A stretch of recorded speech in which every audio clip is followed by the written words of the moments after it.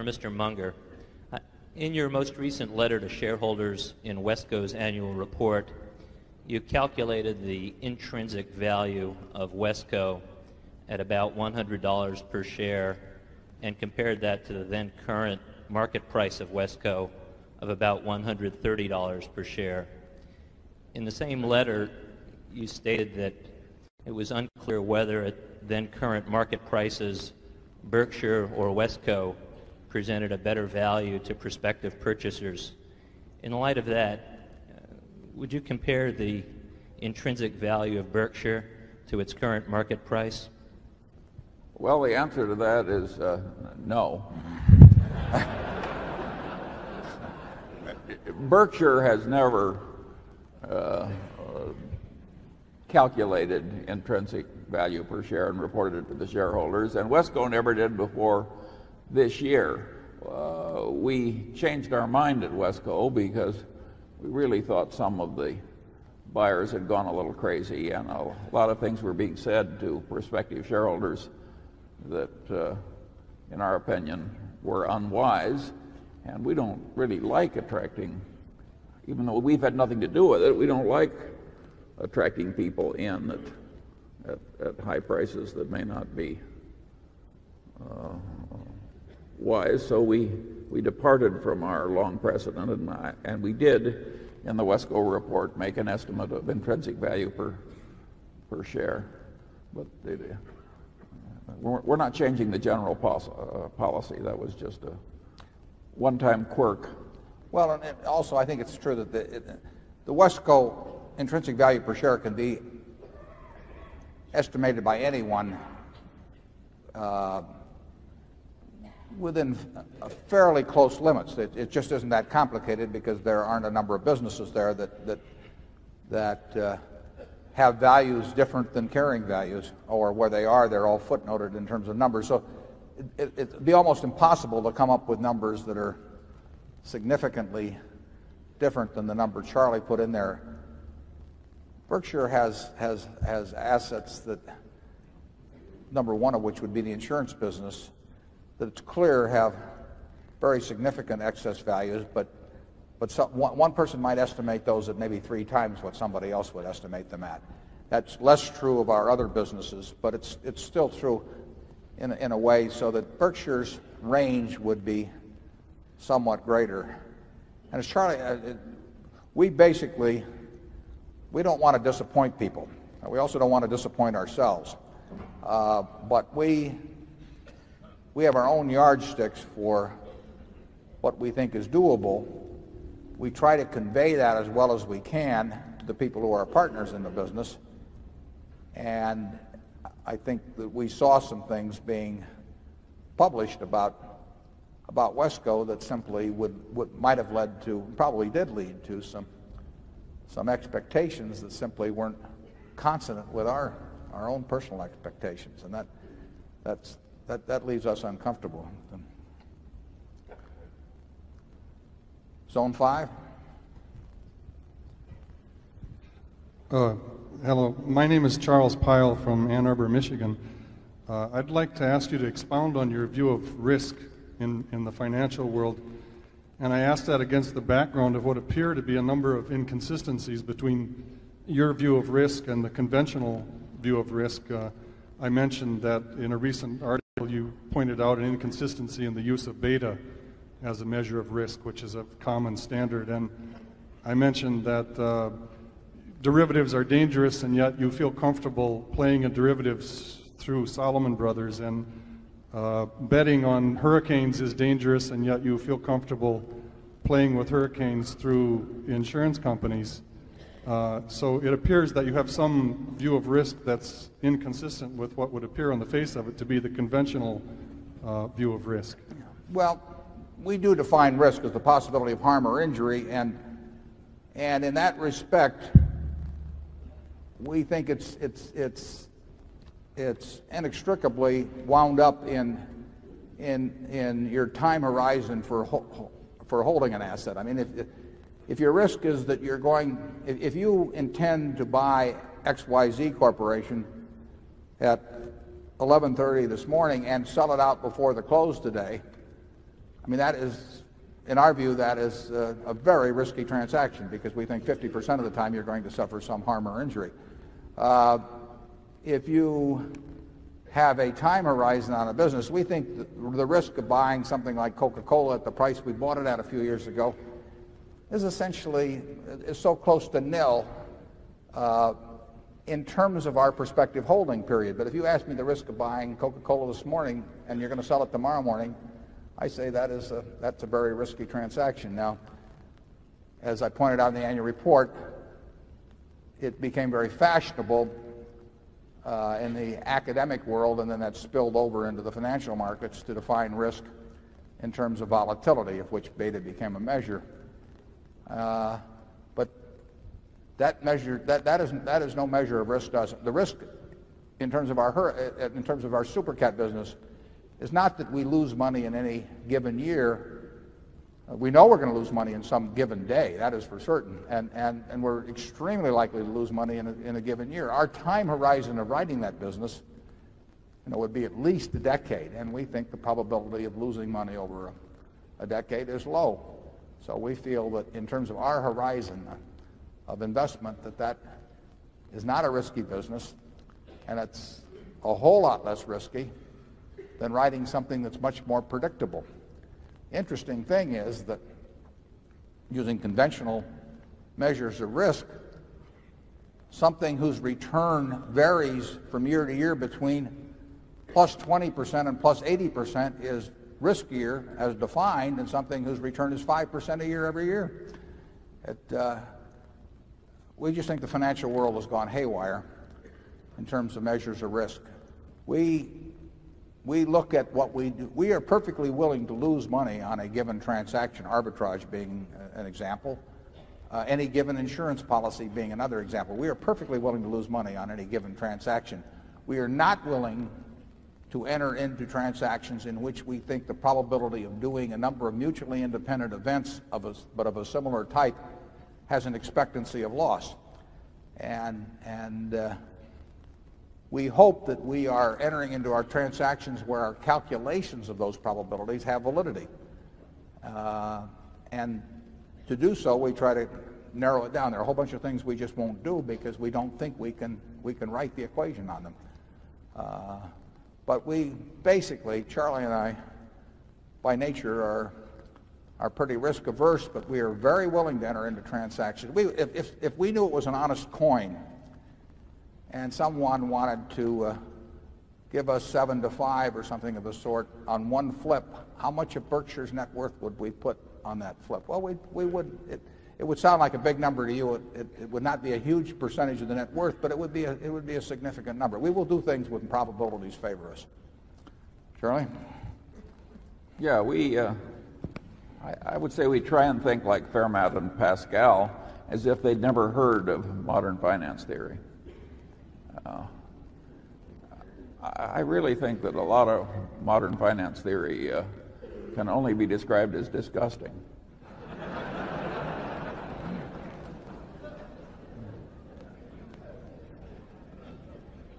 Zone 6?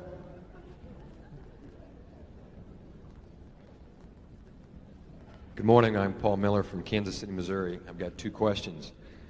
First, not too long ago, I believe it was Fortune magazine that ran an article regarding personal tax rates, and at the risk of misquoting you, my recollection is that you favored higher personal rates even higher than those proposed by those in Washington. The second question is, I've heard Berkshire Hathaway referred to as nothing more than a high-priced rich man's mutual fund. Would you care to comment on that also? Well, on tax rates, if you ask me what I personally favor, I personally favor a steeply progressive consumption tax. That has a little more attention being paid to it now, although the steeply progressive might be modified by most of the advocates of the consumption tax, maybe to mildly progressive or something of the sort. There's a non-Domenici proposal along that line, and there are other people that are talking about it more. It may be examined by the new Kerry Danforth Commission, of which we've got a member in the audience. But I believe in, one way or another, I believe in progressive taxes. And so I am not shocked in terms of my own situation, and I don't think Charlie is particularly, about having a progressive income tax, although, like I say, I think society would run better over time if it were a progressive consumption tax instead. Do you want to comment on the tax situation, Charlie? Well, I think there is a point at which income taxes become quite counterproductive if the progression is too high. But I don't think we're there yet.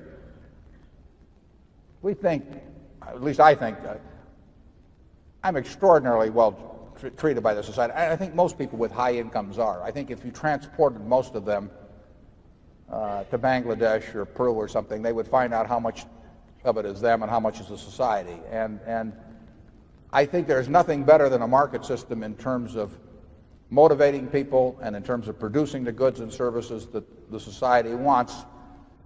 But I do think it gets a little out of whack in terms of what the productivity maybe of an outstanding teacher compared to somebody who is good at figuring out the intrinsic value of businesses. I don't have a better system on the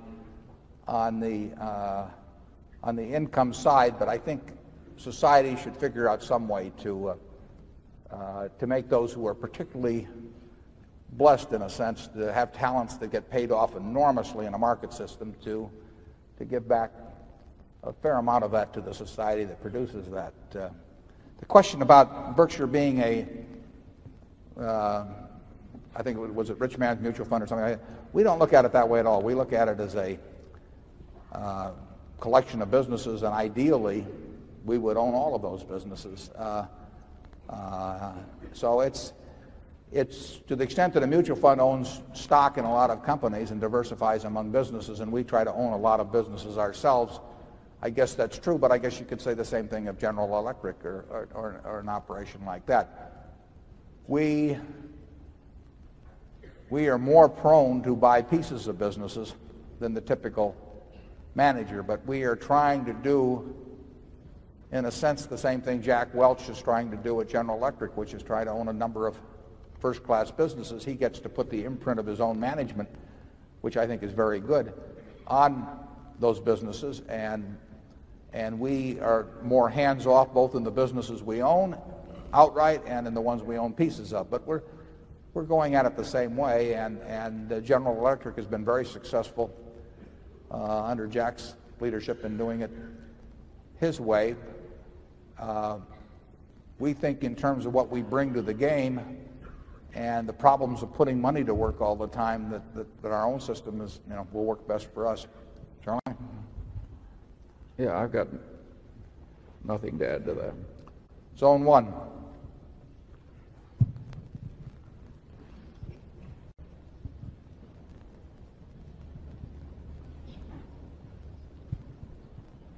Hello, I'm Christopher Davis from New York City. I'm interested in that many of the holdings of Berkshire are in industries that are perceived as interest rate sensitive industries, including Wells Fargo, Solomon, Freddie Mac, even Geico. And yet you have an admitted sort of ambivalence towards interest rates or changes in interest rates, and it therefore seems that you don't feel that those changes affect the fundamental attractiveness of those businesses. I thought maybe you could share your thoughts on what you see in these businesses that the investment community as a whole is ignoring. Well, the value of every business, the value of a farm, the value of an apartment house, the value of any economic asset is 100% sensitive to interest rates, because all you are doing in investing is transferring some money to somebody now in exchange for what you expect a stream of money to come in over a period of time. And the higher interest rates are, the lower the present value is going to be. So every business by its nature, whether it's Coca-Cola or Gillette or Wells Fargo, is in its intrinsic valuation is 100% sensitive to interest rates. Now the question as to whether a Wells Fargo or a Freddie Mac or whatever it may be, whether their business gets better or worse internally as opposed to the valuation process, because of higher interest rates. That is not easy to figure. I mean, GEICO, if they write their insurance business at the same underwriting ratio, in other words, they have the same loss and expense experience relative to the premiums, they benefit by higher interest rates, obviously, over time because they're a float business and the float is worth more to them. Now, externally, getting back to the valuation part, the present value of those earnings also becomes less then, but the present value of coach earnings becomes less in a higher interest rate environment. Wells Fargo, it's whether they earn more or less money under any given interest rate scenario is hard to figure. There may be one short-term effect and there may be another long-term effect. So I do not have to have a view on interest rates, and I don't have a view on interest rates, to make a decision as to an insurance business or a mortgage guarantor business or a banking business or something of the sort relative to making a judgment about Coke or Gillette. Charlie? I've got nothing to add. Zone 2? Hello, I'm Benjamin Barron from New York. Could you speak about your insurance business a little bit, and especially the retroactive policies you've been writing? We speak about did you say the reinsurance business? Reinsurance. Well, I heard the retroactive part, but the first part. The reinsurance and the retroactive, and also the market in Bermuda and how you see it. It's one of your potential markets. I think the retroactive market is what's called retroactive insurance has been pretty well eliminated by developments in accounting. So I would not expect us to really have any volume in retroactive type policies. Now, when we write workers' comp with a policyholder dividend, in effect, that's a retroactive policy. But that's a small part of Berkshire's business. Did I answer what you were driving at there? Pardon me? Did you get the insurance? Just comment on the development of the insurance business in Bermuda.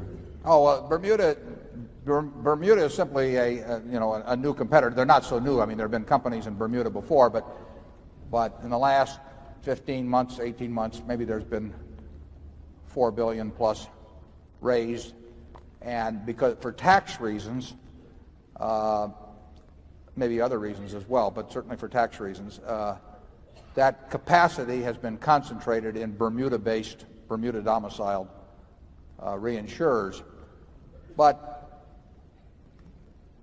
essentially there's no great difference between that type of competition and other reinsurers' competition, except for the fact that capacity is new and the money's just been raised, and so there may be some greater pressure on the managers of those businesses to go out and write business promptly than on somebody that's been around for 50 years. But it's no plus for us any time new capacity enters any business that we're in, and that certainly goes for the reinsurance business. Reinsurance business, by its nature, will be a business in which some very stupid things are done en masse periodically. I mean, you can be doing dumb things and not know it in reinsurance, and then all of a sudden wake up and find out the money is gone. And it's what people have found out, and I used that line in the report a year ago. It's what people have found out that were speculating on bonds with low margins recently. That you don't find out who's been swimming naked until the tide goes out, and essentially that's what happens in reinsurance. You really don't find out who's been swimming naked till the wind blows. Zone 3.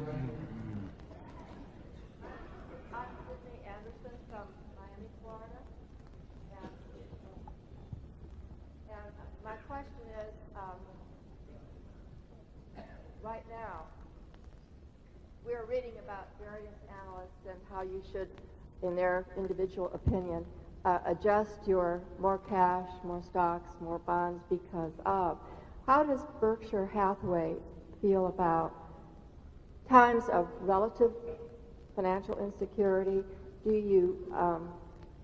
you arrange for more cash reserves, looking forward to a time when you might be able to buy, or do you go along your path? I think the question is, do we get into asset allocation by maintaining given levels of cash depending on some kind of outlook or something of the sort? We don't really think that way at all. If we have cash, it's because we haven't found anything intelligent to do with it that day in the way of buying into the kind of businesses we like. And when we can't find anything for a while, the cash piles up.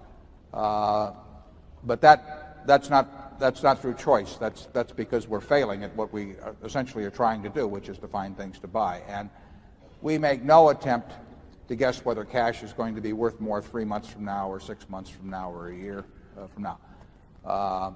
So it is. You will never see. We don't have any meetings of any kind anyway at Berkshire, but we would never have an asset allocation meeting. We would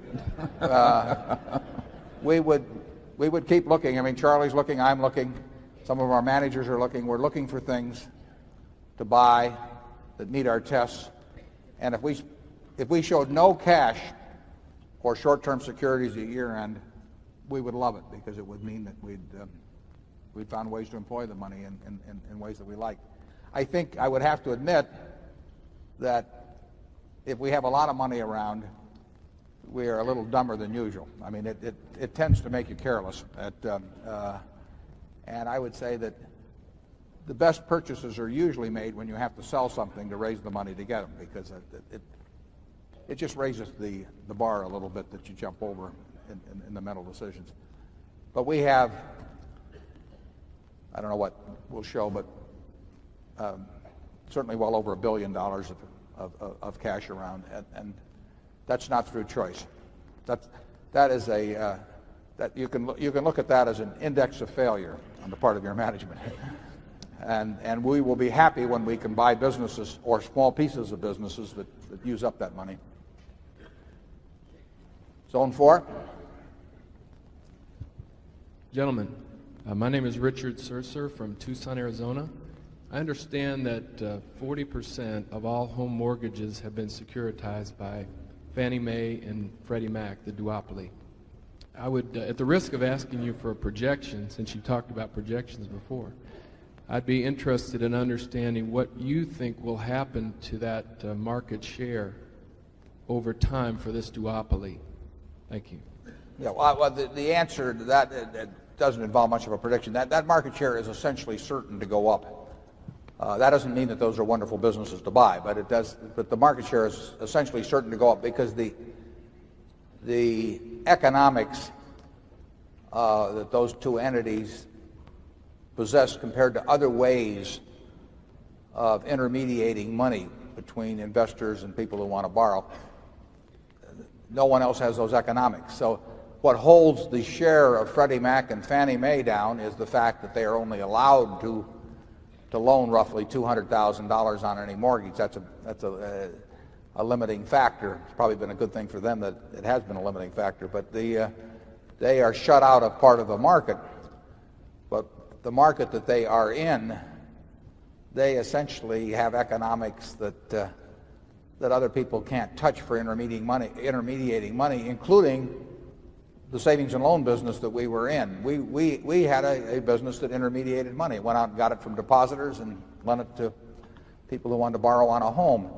Freddie Mac and Fannie Mae do it the same way. They don't do exactly the same way, but they perform the same function. And they could do it so much more cheaply than we could do it by having branches or anything of the sort and paying the insurance fee we paid. They're going to get the business. They should get the business. And so their market share will grow. Charlie? Well, I think that's right. You're doing great. Zone 5. Good morning. I'm Sarah Pruitt from Milwaukee, Wisconsin. And I wondered if you feel that the speed with which information is available and disseminated today has affected your business buying decision process. And do you believe that speed has caused you to miss opportunities? Question about seas expanding? No. Does the speed of information today affect our decision-making process? No, I would say that we perform about like we were doing 30 or 40 years ago. I mean, we read annual reports. The speed of information really doesn't make any difference to us. It's the processing and finally coming to some judgment that actually has some utility. That is, that it's a judgment about the price of a business or a part of a business, a security, versus what it's essentially worth, and none of that involves anything to do really with quick information. It involves getting good information, but usually it's not. We're not looking for needles in haystacks or anything of the sort. You know, we like haystacks, not needles, basically, and we want it to shout at us. And I would say that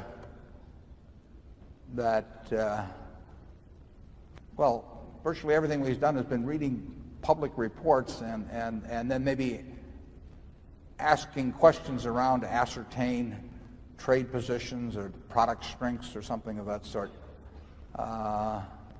But we never have to. We can make decisions very fast. I mean, we get called on a business or we can make up our mind whether we're interested in 2 or 3 minutes. I mean, that takes no time. We may have to do a little checking on a few things subsequently. But we don't need to get.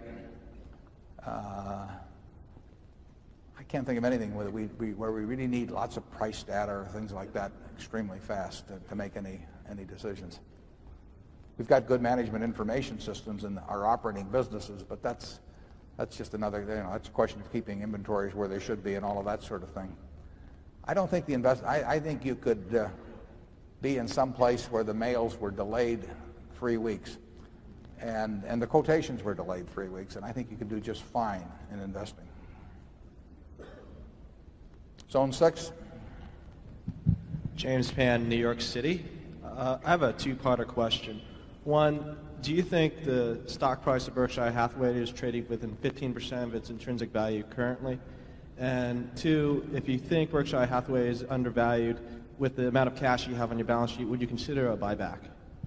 Now, the answer about a buyback is that we generally have felt that market conditions that would make Berkshire attractively priced are probably going to make other things even more attractively priced, because we think our shareholders are more rational than the shareholders of many companies.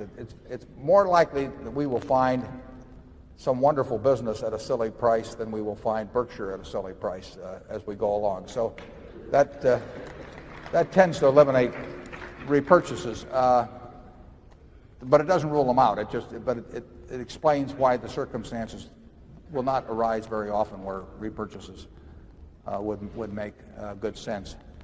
In terms of giving you a number on intrinsic value, I don't want to spoil your fun. I mean, you really should work that one out for yourself. Charlie is the expert on intrinsic. Do you have any comment for him, Charlie? Well, your attitude on that subject reminds me of a famous headmaster who used to address the graduating class every year, and he'd say, he says, 5% of you people are going to end up criminals. And he says, I know exactly who you are. And he said, but I'm not going to tell you because it would deprive your lives of a sense of excitement.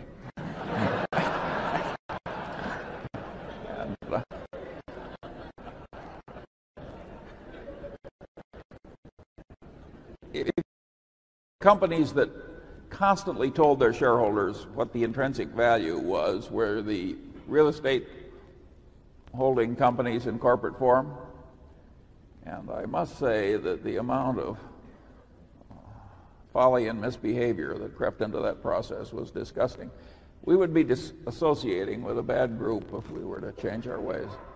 Bill Zeckendorf Sr., I think, was probably the first one to do that with Webb and Knapp back in the late 50s. I still have those annual reports, and he would announce, like to 8 decimal places what the what the intrinsic value of Webb and Knapp was, and he did it right till the day they filed for Chapter 11.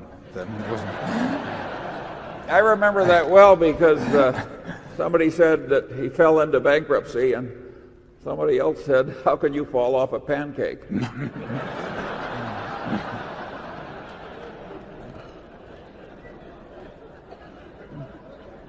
Beware of people that give you a lot of numbers about their businesses. I mean, in terms of projections or valuations or that sort of thing.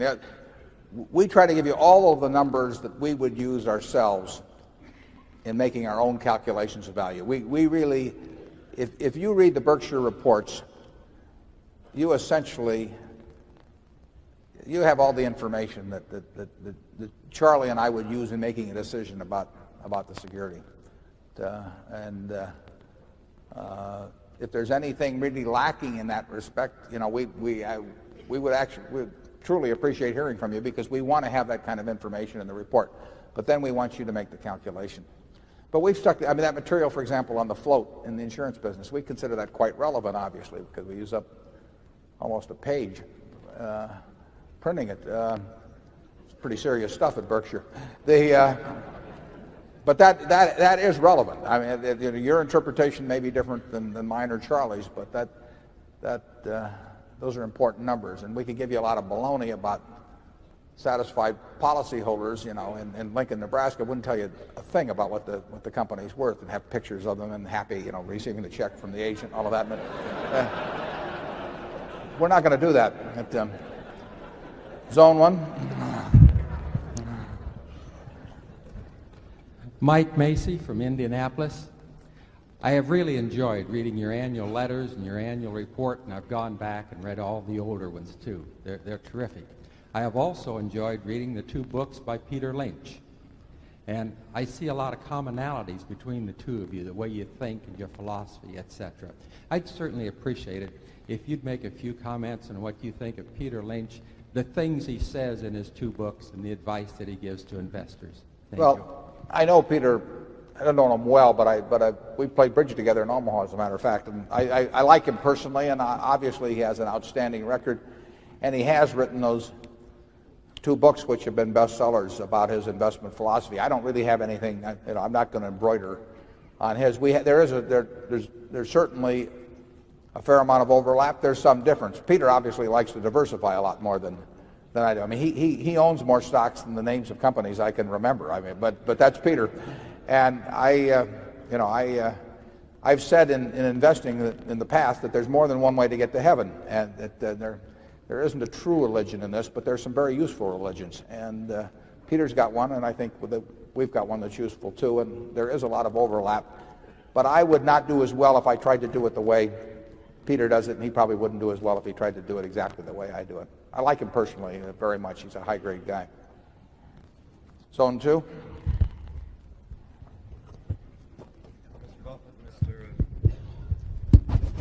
Mr. Buffett, Mr. Munger, my name is Dave Lankus. I'm a senior editor at Business Insurance Magazine. Two-part question for you. Can you explain a little bit regarding your primary insurance operations? What drove up written premiums by more than 50% last year, and if you expect that to continue this year?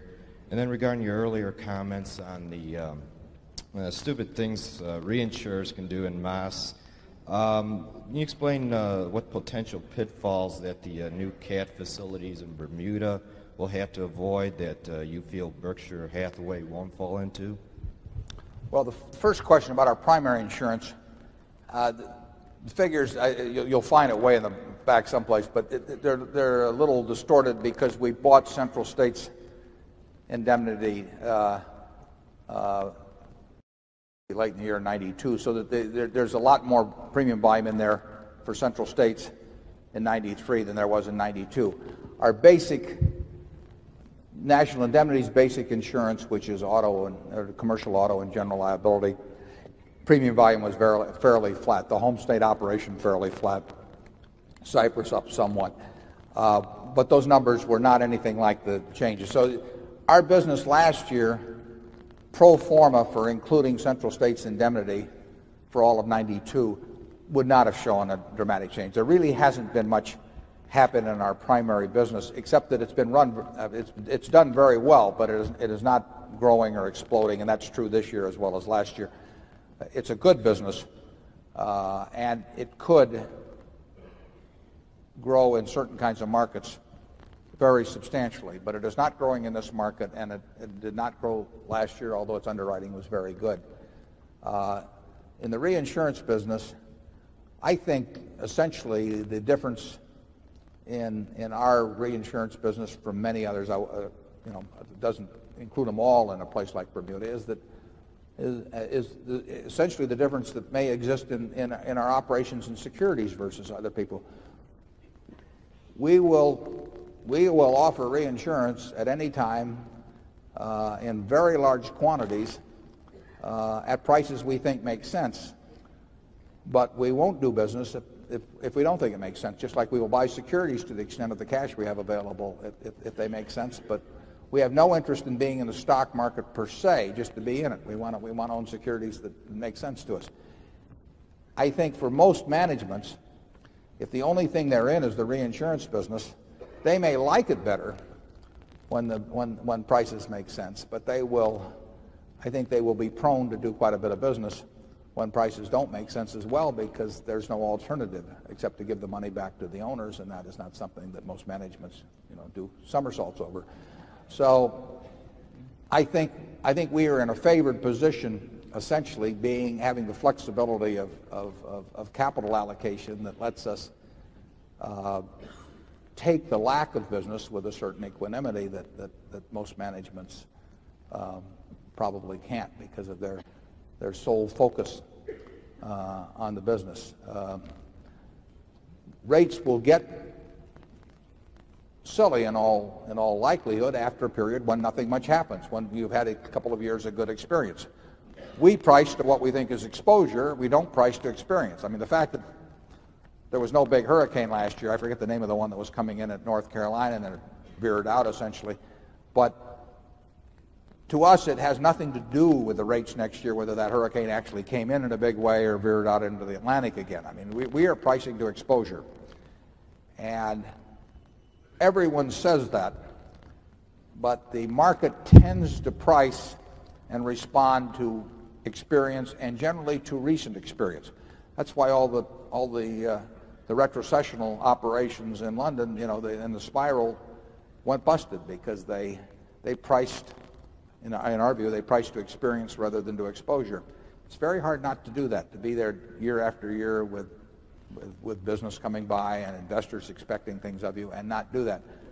But we will never knowingly do that. We may get influenced subconsciously in some way to do that, but we will not do that any more than we will accept stock market norms as being the proper way for us to invest money in equities. Basically, when you lay out money or accept insurance risks, you really have to think for yourself. You cannot let the market think for you. Charlie? Yeah, I think Berkshire is basically a very old-fashioned kind of a place, and it tries to exert discipline to stay old-fashioned. And I don't mean old-fashioned stupid. I mean, the eternal verity, so to speak. Basic mathematics, basic horse sense, basic fear, basic discriminations regarding human nature, all very old-fashioned. And if you just do that with a certain amount of discipline, I think it's likely to work out quite well. Dolan Free? David Gottesman from New York. It's no wonder that this meeting draws stockholders from all over the country. And despite the talk about age today, I'm happy to say this meeting gets better every year.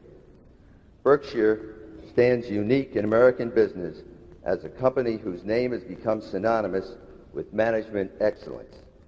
Unlike many American corporations, we as stockholders don't have to worry about reorganizations, large write-offs, massive restructurings, overstated earnings, and overpaid executives with strategic visions. Instead, year in and year out, we enjoy the benefits of the common sense and brilliance of Charlie and Warren.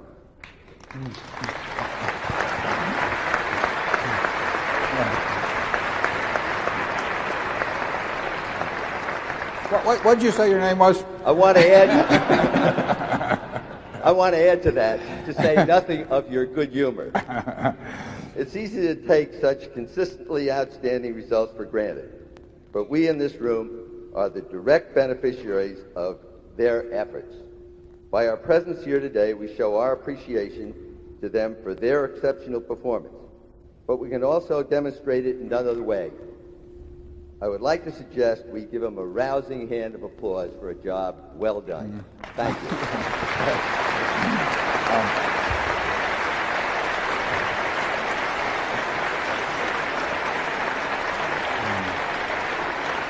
Thank you. That was Sandy Gottesman. We've worked together for 30 odd years, and he's finally got that down. I appreciate that, Sandy. With that, we will adjourn, and anyone who wants to stay around, we'll reconvene in 15 minutes, and then we'll be here till about 1:15. And for the rest of you, there's buses, candy, etc., world books out there. Thank you.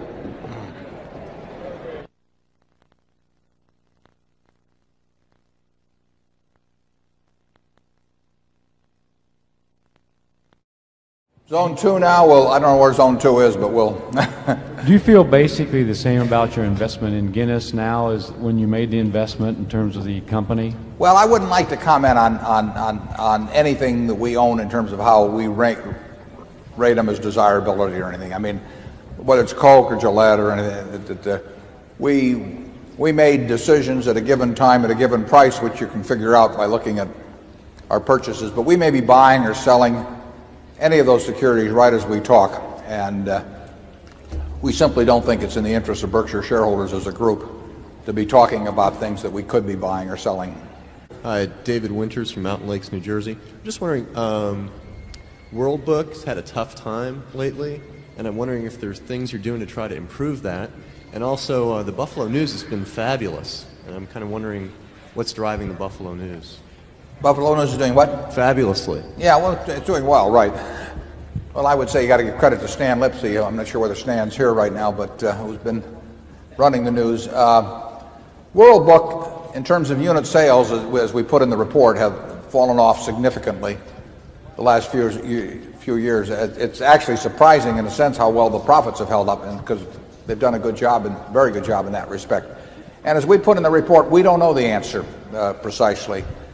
Ralph Shea has taken some actions, is taking some actions that he thinks will improve the operations. Ralph's record as a manager is absolutely at the top of the list. I mean, I wrote about it in the 1992 report.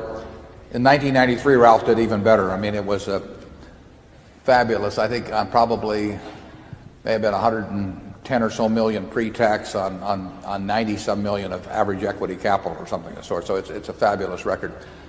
But Encyclopedia Britannica, as you probably know, ran at a loss last year. The encyclopedia business has been poor. Could be due to electronic competition. Could be due to recruiting problems for salespeople. Obviously, can be a combination of many factors. If we knew the answer, you wouldn't be seeing those figures right now. But it is a top item of attention for Ralph. He takes anything that's not performing as well as before very seriously, and we will see what happens. But I don't have a prediction on it. I wish I knew the answer. I don't see any variables to in any intelligent way tell you. Or we put in the report the best we could do on that.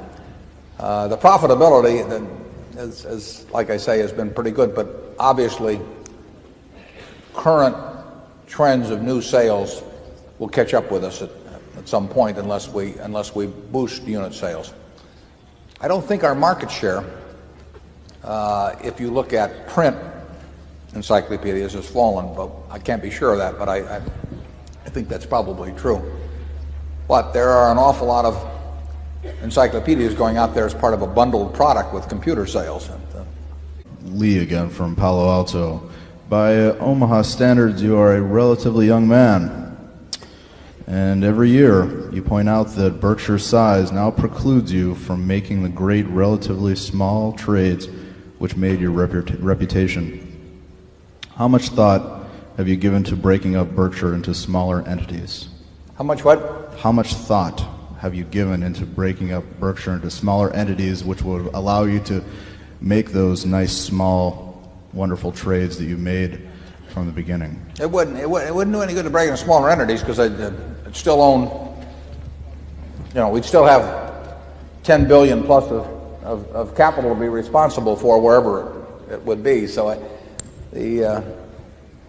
we could distribute it out to the shareholders and let them make their own decisions, obviously. And anytime we thought that we weren't going to get more than $1 of value per dollar retained, that obviously would be the course to follow. But there's no magic to creating multiple little. I mean, we could call Berkshire 2, Berkshire 3, Berkshire multiple little. I mean, we could call Berkshire 2, Berkshire 3, Berkshire 4, but you still got the problem. There's $10 billion to invest, and it doesn't really solve anything.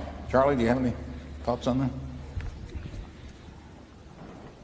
No, the Berkshire is incredibly decentralized in terms of power and decisions resting in the operating divisions. In terms of the marketable securities, it's incredibly centralized. And so far, we have not had any big penalty from not being able to do the things that we did when we were young. Eventually, we will reach the penalty. Yeah, I think there's no question we could earn higher percentage returns working with $100,000 though than $10 billion. But it hasn't hurt us as much as we thought it would as size has increased. But your universe of opportunity shrinks. But it shrinks no matter. I mean, you can set it up in 20 bank accounts or one bank account, but you still the universe still has to fit the 10 billion in aggregate. Now, how are we doing this? Do we have another zone over there? Yeah. Michael Bunyaner, New York City. Two questions. One, last year you discussed in your annual report your investment in General Dynamics, and you also gave your proxy to the company and its management. This year it appears you have sold the stock. This year what? This year it appears that you have sold the stock in General Dynamics. What has changed that you sold 20% of your stake? This is question number one, and I have number two. Mm-hmm. Probably inappropriate to be talking about what we're buying or selling, except to the extent that we have to make a public announcement, which on something like General Dynamics, we've got 13G requirements if we change by more than 5%, and we also have, as long as we own more than 10%, we have monthly reporting requirements under Form 4. We think the management of General Dynamics has done an absolutely sensational job. Obviously, also, it isn't the kind of business, basically, that we have a 20-year view on or something of the sort. So the shareholders of General Dynamics have been extraordinarily well served by the management of that company, and we're thankful because we've prospered accordingly. But should I take from this comment that you have changed your view about the business itself? Pardon me?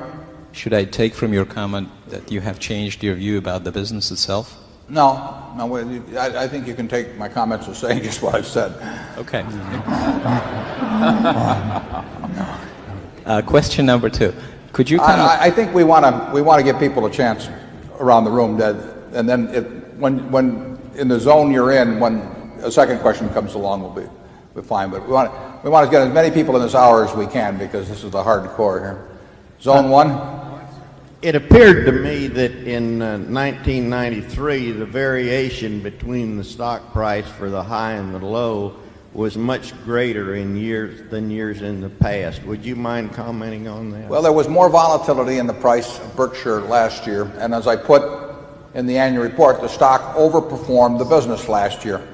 Now, over any 10 or 20 or 30 year history, every year the stock is going to perform a little differently, at least, in the business. I mean, it may slightly underperform or slightly overperform. We would prefer that those variations